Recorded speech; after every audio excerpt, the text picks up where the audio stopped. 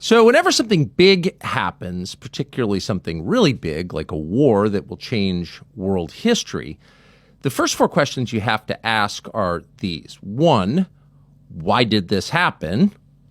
Two, what was the point of it? Three, where does it go from here? And four, how do we respond?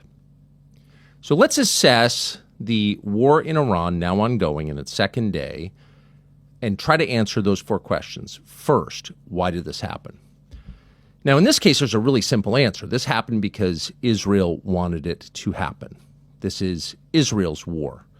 This is not the United States' war. This war is not being waged on behalf of American national security objectives to make the United States safer or richer. This war is not actually even about weapons of mass destruction, nukes, chembio.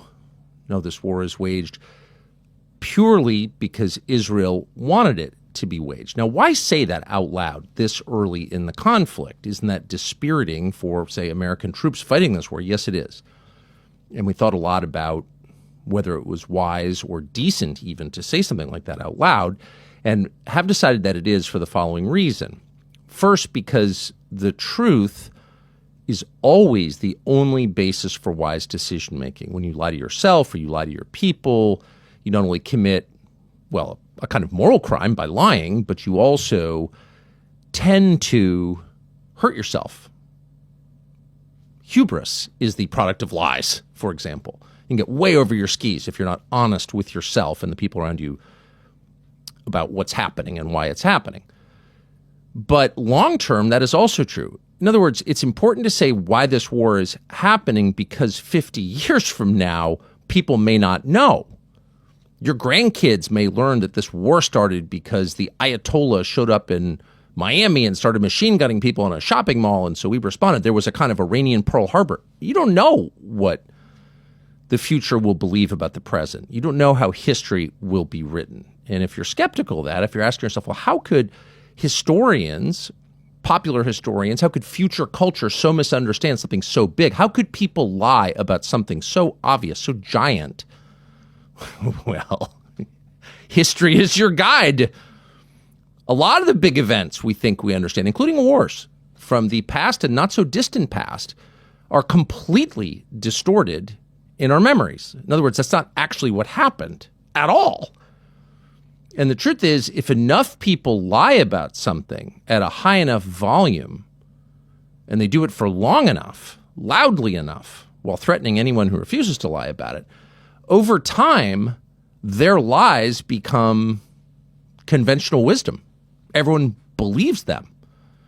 There is something about repeating a lie over and over and over again that's almost like a spell or an incantation. It's almost a form of witchcraft.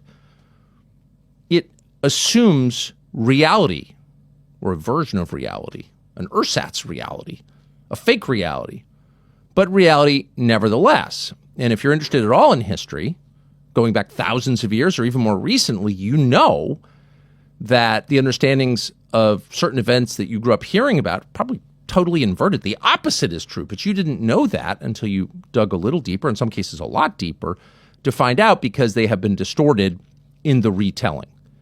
And because they have been, because a lot of our most basic assumptions are based on untruths, we wind up getting into the same messes again and again. So it's just important to tell the truth about this now in the early stages. This is, by the way, widely known. This is not a conspiracy theory. Everyone's saying it out loud now because it's true. The United States committed troops to this conflict because the prime minister of Israel, not Israel as a nation, but the guy who runs it, Benjamin Netanyahu, Bibi, demanded it. 7 trips to the White House over the last year. And the point of those trips never varied. The United States needs to commit to regime change in Iran. We need the U.S. military to overthrow the government of Iran. And Bibi himself has basically said that it wasn't that we thought Iran was going to get nukes this week, and that's why we did this. Nobody's even saying that now. They will be in the future when our memories get a little dimmer and they can manipulate us more. But right now they're admitting, no, actually they were not on the verge of getting nukes. Bibi himself said, you can pull up the video, I've been dreaming about this for 40 years. We've finally done it. So this is the culmination of a long time plan of strategy. And actually, if you look at it backwards and try to assess recent events, even in this country, in American political life over the past several years, certainly over the past 6 or 8 months, you can see that a lot of what was happening here was preparation for where we are right now. In other words, people who wanted war in Iran were softening up the public for it, were manipulating the U.S. government in order to affect it, and were doing their very best to silence anyone who doubted its wisdom. A lot of the things we have seen in the recent past are, and now it's very obvious, they were all designed to get us to where we are now, war with Iran on behalf of Israel.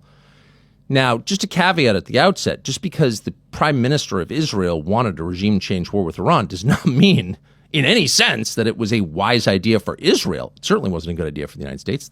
No one just really disputes that. But was it a good idea for the country or for the prime minister who advocated for it? No, probably not, actually. Just because we want something doesn't mean it's good for us. Sometimes when we get what we want most, we're destroyed by it.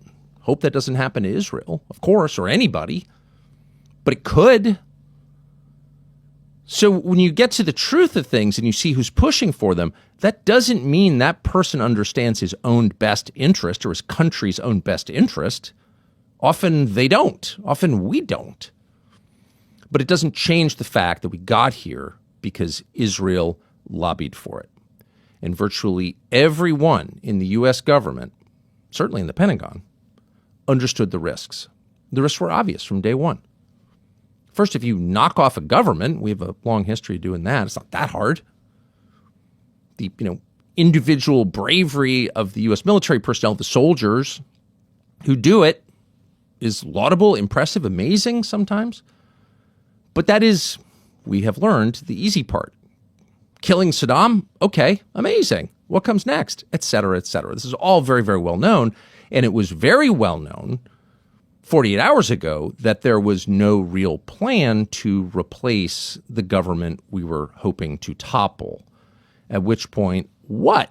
Well, now you have a country, Iran, the size of Western Europe, with 92 million people, a country that's, only a little over half Persian, that has its own internal divisions and dynamics and rivalries.